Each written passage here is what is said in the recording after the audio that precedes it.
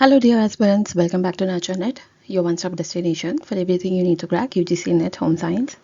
I'm back with another video, and today we are going to discuss about fabric testing. अभी तक हमने fibre testing पढ़ लिया है, yarn टेस्टिंग पढ़ लिया है. Now it is fabric testing, क्योंकि we know that what is the process. पहले यान बनता पहले फाइबर आता है, उससे यान बनता है, यान से फिर कपड़ा बनता है. ठीक है, तो अब कपड़ा जो बना है उसको टेस्टिंग करने की बारी आ गई है. Okay, let's get started. Fabric testing के लिए वही हमारा प्रोसेस है जैसे बाकी का था. हमने फाइबर सैम्पलिंग करी थी, हमने यान सैम्पलिंग करी थी, अब हम फैब्रिक सैम्पलिंग करेंगे. ठीक है, तो इसके लिए हमें क्या करना है? Cut samples 2 inch away from salvage. Salvage से 2 इंच दूर से हमें, मतलब 2 इंच का हमें गैप रखना है और फिर हमें सैम्पल को कट करना है. ठीक है, फैब्रिक को कट करना है. सेल्वेज, ये हमने टर्मिनोलॉजी में पढ़ा था, आप सबको पता है सेल्वेज मतलब क्या होता है. ये एंडिंग होती है फैब्रिक की, है ना, जहाँ से आप देख सकते हो कि धागे निकल रहे होते हैं ना. एंडिंग वेफ्ट का आपको एंडिंग पता चलेगा, that is a selvage. Okay, so ये एरिया या तो मोड़ दिया जाता है या फिर इसको कुछ इस तरीके से इंटरलॉक कर दिया जाता है कि जो धागा है, जो यान है, जिससे या तो नेट करके या फिर वीव करके जो बनाया गया है कपड़ा, वो निकले ना, क्योंकि अगर धागा निकल जाएगा तो कपड़ा नहीं वापस खुल जाएगा, है ना. तो ये सैल्वेज जो होता है ये एंडिंग होता है कपड़े का, और इससे 2 इंच की दूरी पर हमें फैब्रिक जो है वो कट करना होता है, सैम्पलिंग कट करनी होती है. No two sample should have same warp weft threads. Okay, same warp या वेफ्ट थ्रेड्स के 2 सैम्पल हमें नहीं ले, मतलब एक कपड़े में से आप एक ही टुकड़ा काट सकते हैं, उसमें से आप 2-3 टुकड़े नहीं काट सकते, दूसरे कपड़े से काटना होगा. ठीक है, नहीं तो फिर क्या होगा, हमारा जो भी टेस्टिंग का रिजल्ट है वो सेम ही निकलेगा सबका, है ना, क्योंकि हमें अलग अलग कपड़े का टेस्टिंग करना है. तो सैम्पल का वाप वेफ्ट थ्रेड सेम नहीं होने चाहिए, अलग अलग होने चाहिए. Some weft sample must include yarn from 2 weft packages. Okay, कुछ वेफ्ट सैम्पल जिसमें यार्न इंक्लूडेड हो, उसमें अलग अलग वेफ्ट पैकेजेस होने चाहिए, मतलब एक से ज़्यादा वेफ्ट यूज़ होना चाहिए. या तो मान लीजिए कि ब्लेंड फैब्रिक है, ठीक है, एक कॉटन, एक मान लीजिए पॉलिएस्टर है या सिल्क है, तो इस तरीके से अलग अलग तरीके से वेफ्ट ले करके भी सैम्पलिंग हो सकती है. ठीक है, अब सबसे पहला मेथड कौन सा है? स्ट्रक्चरल टेस्ट होते हैं. स्ट्रक्चरल टेस्ट के अंदर कितने होते हैं? 5 टेस्ट होते हैं. ठीक है, सबसे पहला है फैब्रिक थिकनेस चेक करी जाती है. फैब्रिक कितना मोटा बना है. ठीक है, measured using thickness gauge under standard pressure. एक स्टैंडर्ड प्रेशर के अंदर थिकनेस गॉज. थिकनेस गॉज क्या है? एक इंस्ट्रूमेंट है जिससे थिकनेस मेजर होती है. ठीक है, 10 रीडिंग्स ली जाती है और उसका मीन वैल्यू निकाला जाता है. Okay, helps in analysing insulation, stiffness, abrasion and fabric geometry. तो ये क्या हेल्प करता है? Insulation, stiffness, abrasion, fabric geometry समझने में हेल्प करता है. ठीक है, फिर आता है जीएसएम टेस्ट होता है. फैब्रिक वेट, इस पे क्वेश्चन आते हैं, इंपॉर्टेंट है. तो जीएसएम का मतलब क्या है? वेट पर यूनिट एरिया, मतलब पर यूनिट एरिया, एक यूनिट एरिया के हिसाब से कितना वेट आ रहा है उस फैब्रिक का. ठीक है, जीएसएम कटर यूज होता है, बैलेंस यूज होता है, और मतलब कि इसको वेट को चेक किया जाता है बैलेंस पर. ठीक है, और मॉइस्चर को भी कंट्रोल रखा जाता है, क्योंकि ऑब्वियस सी बात है, कोई कपड़ा अगर गीला होगा तो उसका वेट बढ़ जाएगा, है ना. अगर कॉटन गीला हो जाएगा तो वेट बढ़ जाएगा ना, पानी का भी आएगा उसमें, मॉइस्चर बढ़ेगा, तो इसलिए मॉइस्चर को कंट्रोल रखा जाता है कि मॉइस्चर ना आए, तो हमें एग्जैक्ट फैब्रिक का वेट पर यूनिट जीएसएम पता चलेगा. Also expressed as weight per unit length. ठीक है, GSM weight per unit length भी चेक किया जाता है. ओके, यहाँ पे पर यूनिट एरिया भी हमने चेक किया, पर यूनिट लेंथ भी हमने चेक किया. फॉर सूटिंग, सूटिंग्स के लिए ज़्यादा यूज़ होता है. ठीक, एग्जाम्पल 20 ओजी वर्स्टेड. वर्स्टेड हमें पता है, जो वूल जो होता है, वूल वर्स्टेड यान होता है ना, उसमें क्रिम्स होते हैं. ठीक है, थर्ड है फैब्रिक लेंथ एंड विड्थ. अब यहाँ पर लेंथ और विड्थ चेक करी जाती है. Length measured parallel to selvage under zero tension. ठीक है, सेल्वेज के पैरेलल चेक करी जाती है. सेल्वेज कैसा? वेफ्ट जो होगा उसकी एंडिंग जो होगी वो सेल्वेज कहलाएगी, एंडिंग कपड़े का सेल्वेज. ठीक है, उसके पैरेलल चेक किया जाता है, वो लेंथ कहलाता है. ठीक है, और with selvage to selvage check किया जाता है. ठीक है, वो विड्थ कहलाती है. सेल्वेज के पैरेलल होगी लेंथ, और सेल्वेज के पैरेलल होगी, सॉरी, सेल्वेज के परपेंडिकुलर हो गई, सेल्वेज टू सेल्वेज विड्थ हो जाती है. ठीक है, फिर आता है हमारा थ्रेड काउंट. थ्रेड काउंट यानी कि कितने उसमें वाप वेफ्ट आए हैं. एंड्स प्लस पिक्स पर इंच. ठीक है, कितने वाफ वेफ्ट आए हैं उससे डिपेंड करता है। हायर काउंट होगा तो stronger, heavier, less air, less shrinkage या मोर फ्लेमेबिलिटी वाला कपड़ा बनेगा। ठीक है, ये तो अंडरस्टूड है, थ्रेड काउंट हमने पहले भी पढ़ा था। और मेथड क्या है इसके, counting glass, traversing counter, dissection. ठीक है, ये होता है अलग अलग मेथड का नाम याद रखिए आप। इसमें से क्वेश्चंस बन सकते हैं कि थ्रेड काउंट के लिए कौन से मेथड्स यूज होते हैं, आप बताइए, तो ये नाम आप बता सकते हैं।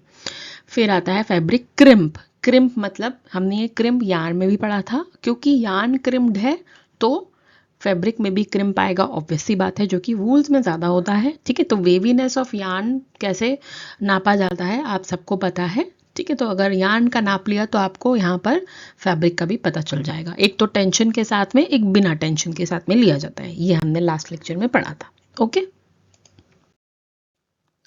अब दूसरा मेथड है, दूसरा है जब हम डायमेंशनल चेंजेस को चेक करते हैं, यानी श्रिंकेज को चेक करते हैं। ठीक है, श्रिंकेज टाइप्स क्या क्या होते हैं, रिलैक्सेशन, प्रोग्रेसिव, थर्मल। ठीक है, रिलैक्सेशन यानी कि अभी जो हमारा कपड़ा है वो नॉर्मल उसमें है।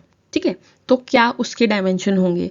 प्रोग्रेसिव यानी कि आपने कपड़ा पहन लिया है तो आप खींचतान होती है उस पर थोड़ी थोड़ी, है ना, तो क्या डिफरेंस है श्रिंकेज का। और थर्मल यानी अगर उस पर हीट लगा तो क्या हीट में वो एक्सपैंड होगा या श्रिंक होगा, ये चेक करना होता है। ठीक है, factors, tight construction, twist, weave type, fibre stability, ये सब चेक होती है। मतलब कि अगर आपने श्रिंकेज चेक कर लिया तो हमें उसका कंस्ट्रक्शन क्या है, उसकी ट्विस्ट टाइप क्या है, वीव टाइप क्या है, फाइबर स्टेबिलिटी क्या है, ये पैरामीटर्स के ऊपर हमें चेक करना होता है। ठीक है, टेस्ट मार्क क्या क्या होते हैं, मार्क, मेजर, वॉश, ड्राई, री मेजर, 100% चेंज। ठीक है, मार्क किया जाता है कपड़े को, उसके बाद मेजर किया जाता है कि अच्छा ठीक है ये आया, फिर वॉश करने के बाद में, उसे सुखाने के बाद में फिर से री मेजर किया जाता है। तो जो डिफरेंस आता है चेंज में, that is actually dimensional changes, that is actually shrinkage. ठीक है, तो कई बार ऐसा होता है कि कपड़े धोने के बाद में श्रिंक हो जाते हैं, which is common in cotton, right. तो वो श्रिंकेज जो है वो चेक करने के लिए क्या होता है, यही प्रोसेस यूज होता है कि आपने मेजर किया, मार्क किया पहले उसको, ये इतना कपड़ा है, फिर उसके बाद उसको मेजर किया, उसके बाद धोया, धोने के बाद में सुखाया और फिर वापस उसे रीमेजर किया। अंडरस्टूड। अब इसमें दो चीजें होती हैं, ठीक है, बो और स्क्यू। बो और स्क्यू का मतलब है, बो मतलब है कार्व्ड वेफ्ट। कार्व्ड वेफ्ट किस में होता है, जब कपड़ा निट किया जाता है तब कार्व वेफ्ट आता है। ठीक है, आपने मोड़ करके लूप बनाया, तो बो is carved weft and skew is angle weft. Angle weft किस में होता है, जब हमने कपड़ा वीव किया। ठीक है, इसमें कुछ कंफ्यूजन है तो प्लीज मुझे कमेंट्स में पूछेगा, बहुत सिंपल है, understand it. Bow and skew check होता है कपड़े का, यानी कि बो मतलब कार्व्ड वेफ्ट। कार्व्ड वेफ्ट किस में होता है, याद रखना हमेशा, निटिंग फैब्रिक में होता है कार्व्ड वेफ्ट। और स्क्यू होता है एंगल वेफ्ट, जो कि है हमारा वीविंग फैब्रिक जब बनता है तब। ठीक है, caused by uneven tension finishing.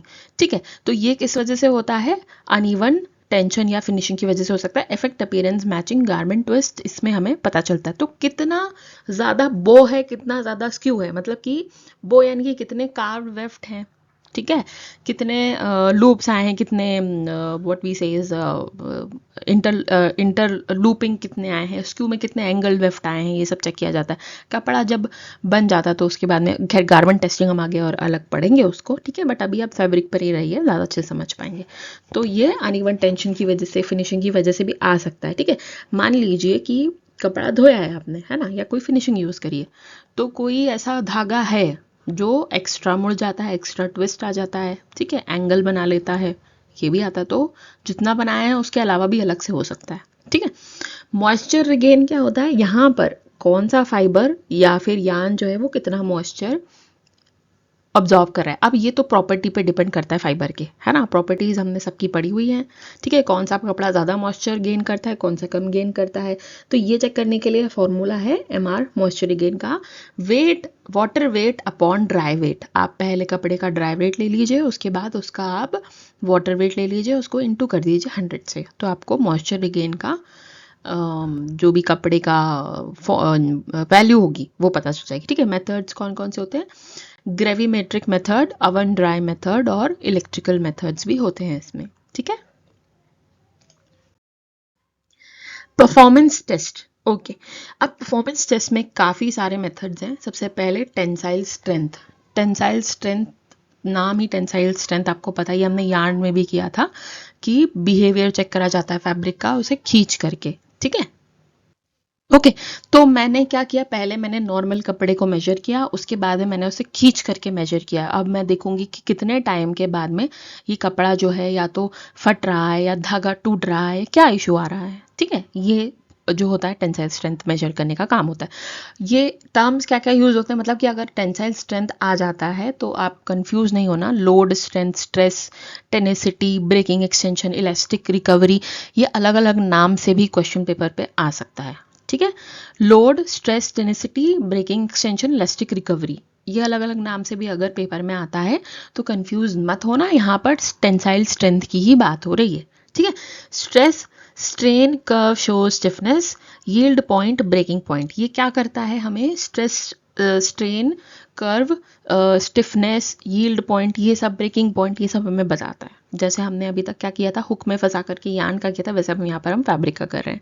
Tensile testing principal क्या क्या होते हैं, कौन कौन सी मशीन से हो सकता है, सीआरटी से हो सकता है। सीआरटी एक तरीके का पेंडुलम होता है। पेंडुलम आपको पता है क्या होता है, एक बहुत बड़ा सा लाइक काइंड ऑफ एक रॉड टाइप रहता है, या फिर घड़ी देखी होगी आपने पेंडुलम वाली, ठीक है, वैसे वैसे वैसे लेफ्ट राइट होती रहती है ना, पेंडुलम वो कहलाता है, राइट। तो इसी तरीके का एक इंस्ट्रूमेंट होता है सीआरटी, वो एक पेंडुलम होता है, उससे टेस्ट किया जाता है टेंसाइल स्ट्रेंथ। बैलेंस बीम आता है, स्प्रिंग आता है, इंक्लाइंड प्लेन होता है, इम्पैक्ट होता है और स्ट्रेन गॉज होता है, ये सारे नाम हैं। सबसे कॉमन आज के ज़माने में जो यूज़ होता है वो सीआरई मशीन्स होती हैं, ठीक है। आप इसको देख सकते हैं, इसके बारे में और डिटेल में चाहे पढ़ सकते हैं, बाकी इतना अंदर से इस पे क्वेश्चन आता नहीं, अभी तक तो नहीं आया पेपर में, ठीक है। फिर आता है tear strength. Tear strength measure how easily fabric continues to tear, कितना जल्दी कोई कपड़ा फटता है, ठीक है। एल्मेंडॉफ टेस्टर यूज किया जाता है, ये भी एक तरीके का पेंडुलम है। Higher GSM stronger yarn twist twills increase tear strength, जितना ज़्यादा जीएसएम हाई होगा, जीएसएम टेस्ट हमने भी पीछे देखा था, जितना ज़्यादा यार्न जो है उस वो स्ट्रॉन्ग होंगे, जितने अच्छे ट्विल्स होंगे, उतना कम उतना ज़्यादा स्ट्रेंथ होगा, उतना कम इसका टियर रहेगा, मतलब कम फटेगा, है ना, बहुत जल्दी नहीं फटेगा, ठीक है।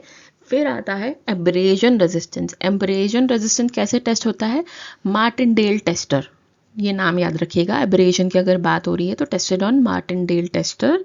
ये क्या करता है, fibre type, yarn, twist, fabric structure, इन सबको टेस्ट करता है, ठीक है। तो इससे पता चलता है कि एब्रेजन यानी कि अगर जो कपड़ा है वो किसी चीज़ से रगड़ खाएगा तो कितनी जल्दी वो खराब होगा, कितनी जल्दी उसके धागे टूटेंगे, ठीक है। पिलिंग, पिलिंग भी आपको पता है क्या होता है, ये हमने देखा था जब फिनिशिंग पढ़ रहे थे। तो पिलिंग एक तरीके से कपड़े पर होती है जहाँ पर कोई भी फैब्रिक जो है उस पर बहुत टाइम के बाद में अगर आप यूज़ कर रहे हो तो थोड़े टाइम के बाद में क्या होता है कि बॉल्स आना चालू हो जाते हैं ना, थोड़े थोड़े फाइबर्स के बॉल्स बन जाते हैं, ठीक है। अब ये कौन सा कपड़ा कितना ज़्यादा पिलिंग कर सकता है, इसकी भी टेस्टिंग होती है। टेस्टेड यूजिंग ICI पिलिंग बॉक्स, ठीक है। रेट 1 to 5, 1 to 5 के ऊपर रेटिंग होती है। अब एक्चुअली में ये कोई बॉक्स नहीं है, एक तरीके से एक ये व्हाट वी से इसकी टाइप ऑफ एक फॉर्म दे दिया जाता है, उस पर फिर कपड़ा जो है अलग अलग रखा जाएगा, ठीक है। और फिर कपड़े को टेस्टिंग करी जाएगी, देखा जाएगा कि कौन से कपड़े पे कितनी ज़्यादा पिलिंग हो रही है। जैसे मान लीजिए कि जो हमारा कॉटन है उस पर कम पिलिंग होती है तो उसको रेटिंग दी जाएगी 1, ठीक है।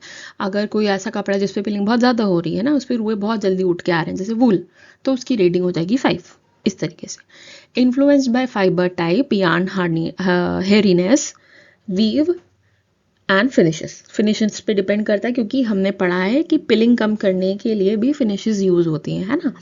तो किस तरीके का फाइबर है, किस तरीके का यार्न बना है, किस तरीके का वीव है, कौन सी फिनिश यूज हुई है, उस पर डिपेंड करता है पिलिंग कितनी होगी। फिर आता है कि क्रीज रिकवरी। क्रीज रिकवरी में क्या होता है, ability of fabric to return after folding, मतलब कितना ज़्यादा क्रीज पड़ रहा है कौन से कपड़े में, ये भी टेस्ट किया जाता है, ठीक है। Tested by crease recovery angle tester, ठीक है। हमें पता है सबसे ज़्यादा क्रीज कॉटन्स में आते हैं, सबसे कम रेयॉन, नायलॉन जो कि सिंथेटिक होते हैं उसमें आते हैं, ठीक है। एयर परमेबिलिटी चेक करी जाती है, एयर पास होगा नहीं होगा जी, हमने फाइबर जब हम टेस्ट कर रहे थे उसमें भी हमने पढ़ा था, अमाउंट ऑफ एयर पास करी जाती है फैब्रिक के थ्रू। डिपेंड करता है किस तरीके का वीव है, यार्न ट्विस्ट कितने हैं, थिकनेस कितनी है, फिनिशेस कितना है, कितना यूज़ किया है फिनिश, है ना। तो उस पर डिपेंड करता है एयर परमेबिलिटी कितनी होगी। Measured using air permeability tester, ठीक है। फिर फैब्रिक का स्टिफनेस और ड्रेपेबिलिटी चेक होती है, ठीक है। Stiffness tested by Shirley stiffness tester, bending length, ठीक है। स्टिफनेस किससे चेक होती है? शर्ली स्टिफनेस टेस्टर से चेक होती है। और drapeability tested using drape metre.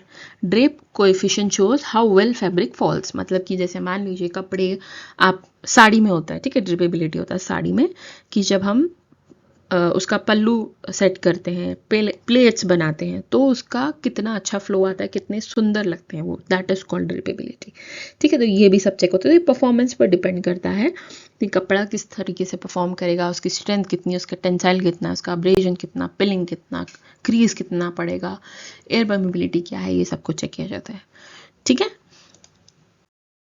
Okay, अब लास्ट है कलर फास्टनेस टेस्ट, ठीक है। कपड़ा बन चुका है तो ऑब्वियस सी बात है कि अब कपड़ा बनने के बाद में हम उसके अपैरल पर जाएंगे। अपैरल मतलब कि मान लीजिए शर्ट बनेगा, टी शर्ट बनेगा, उसका फैब्रिक का साड़ी बनेगी, सूट बनेगा, दुपट्टा बनेगा, जो भी बनेगा, तो उसके पहले ये सारे टेस्टिंग कर दिए जाते हैं, ठीक है। वॉशिंग फास्टनेस ज़रूरी है, लॉन्डर-ओ-मीटर, ठीक है। याद रखिएगा, इस पे क्वेश्चन आया है। लॉन्डर ओ मीटर यूज किया जाता है वॉशिंग फास्टनेस के लिए, ठीक है। वॉशिंग मतलब क्या होता है? लॉन्ड्री, आप इससे याद कर लो, वॉशिंग मतलब लॉन्ड्री, तो मीटर का नाम हुआ लॉन्डर ओ मीटर, ठीक है। एवेलुएट कलर चेंज और स्टेनिंग, स्टेन की वजह से कलर चेंज तो नहीं हो रहा है, स्टेन कितनी देर तक रुकता है, जल्दी निकल जाता है, कपड़ा कैसे स्टेन के साथ बिहेव कर रहा है, ये भी चेक होता है वॉशिंग फास्टनेस में, ठीक है। फिर है रबिंग फास्टनेस। रबिंग फास्टनेस, इस पे क्वेश्चन भी मैंने आपसे पूछा था जब हम फिनिशिंग के ऊपर क्वेश्चन आंसर सेशन कर रहे थे। क्रॉकोमीटर, ठीक है, क्रॉकमीटर, इसमें कपड़े को सूखा भी और ड्राई वेट करके भी टेस्ट किया जाता है, रब करके, ठीक है। क्रॉकोमीटर यूज होता है, क्रॉकमीटर यूज होता है गीला करके भी कपड़े को और सुखा के भी टेस्ट किया जाता है कि कपड़ा फट रहा है, किस कंडीशन में जल्दी फट रहा है, किस कंडीशन में थोड़ा धीरे फट रहा है, ठीक है, ये चेक किया जाता है। लाइट फास्टनेस फेडोमीटर, लाइट फेडोमीटर मतलब कपड़ा फेड हो रहा है नहीं हो रहा है, ये चेक किया जाता है, ठीक है। जैनन आर्क इवेलुएटेड यूजिंग ब्लू वूल स्केल। ब्लू वूल स्केल भी वैसा ही स्केल है जैसा हमारा लिकर्ट स्केल था, है ना, पिलिंग बॉक्स था जैसा, वैसे ही है, ठीक है। तो यहाँ पर भी क्या किया जाता है, फेडोमीटर से चेक किया जाता है कि कौन सा कपड़ा, या तो फेडोमीटर या ज़ेनोन आर्क यूज़ किया जाता है, और चेक करते हैं कि कौन सा कपड़ा कितनी जल्दी लाइट में फेड हो रहा है ना। कुछ कपड़े होते हैं जो हम उल्टे करके सुखाते हैं धूप में, क्योंकि अगर उसका कपड़ा धूप में फेड हो जाता है, कलर फेड हो जाता है, ठीक है, तो ये उसमें काम आता है। पर्सपिरेशन फास्टनेस चेक होती है। पर्सपिरेशन यानी कि कई बार ऐसा भी होता है कि कपड़ा जो है पसीने की वजह से, है ना, अंडर आर्म्स से अगर आप देखते हो तो वहाँ से वो पतला हो जाता है, उसका कलर उड़ जाता है, ठीक है। तो पर्सपिरोमीटर चेक करता है, एसिडिक टेस्ट भी करता है, अल्कलाइन टेस्ट भी करता है, डिपेंड्स अपॉन पर्सन का स्वेट कैसा है, ठीक है। और इवैल्यूएशन कौन कौन से स्केल, ग्रे स्केल से होता है, 5 एक्सेलेंट है, 1 पुअर है। ब्लू वूल स्केल में अभी हमने डिस्कस किया, फेडोमीटर से होता है, लाइट फास्टनेस चेक होती है, 1 पुअर है, 8 से 9 एक्सेलेंट है लाइट के लिए, तो इस तरीके से चेक होता है, ठीक है। तो that's all in this video. I think आप समझ गए होंगे कि कैसे कैसे फैब्रिक की टेस्टिंग होती है। काफ़ी सिंपल है, 3 पार्ट में मैंने डिवाइड कर दिया है इसको, और आई थिंक अब याद करने के लिए आपको काफ़ी ईजी होगा। कुछ अगर आपको डाउट है तो प्लीज़ मुझे कमेंट सेक्शन में बताइए। एंड मैं 1 दिसंबर से पर्सनल क्लासेस स्टार्ट करने वाली हूँ for all the students who wanted to start their preparation for June, ठीक है। जून वाला जो पेपर है नेट का, यूजीसी नेट का, आप लोग अगर देना चाहते हैं, प्रिपेयर करना चाहते हैं, तो I am starting my personal classes from 1 दिसंबर, जिसमें आपको नोट्स मिलेंगे, जिसमें आपको PYQs पूरे मिलेंगे एंड डिस्कशन भी होगा उसके ऊपर, एंड हम कुछ मॉक टेस्ट भी आपको प्रोवाइड करवाएंगे रिलेटेड टू द कंटेंट, वही होगा जो मैं आपको पढ़ा रही हूँ, पूरा नोट्स जो है आपके पास में उसी पर होगा, ठीक है। तो सब कुछ आपको मिलेगा, और बहुत ही डिटेल और बहुत ही पर्सनलाइज्ड लेक्चर्स होंगे आपके लिए, जो हैं यूट्यूब पे वो नहीं होंगे, अलग से पढ़ाया जाएगा, on and on live classes होंगी, आप मेरे साथ में ऑनलाइन क्लासेस ले सकते हैं, ठीक है। और डिटेल्स अगर आप मुझसे पूछना चाहते हैं तो मुझे कमेंट्स में बताइए, अगर ज्वाइन करना चाहते हैं तो मुझे बताइए, ठीक है। फर्दर डिटेल्स मैं आपको तब बताऊंगी, okay. And do like this video, अच्छा लगा शेयर कीजिए दोस्तों के साथ में। नर्चर नेट को सब्सक्राइब नहीं किया है, सब्सक्राइब कीजिए। थैंक यू सो मच, आप कमेंट्स करते हैं, मुझे बहुत अच्छा लगता है।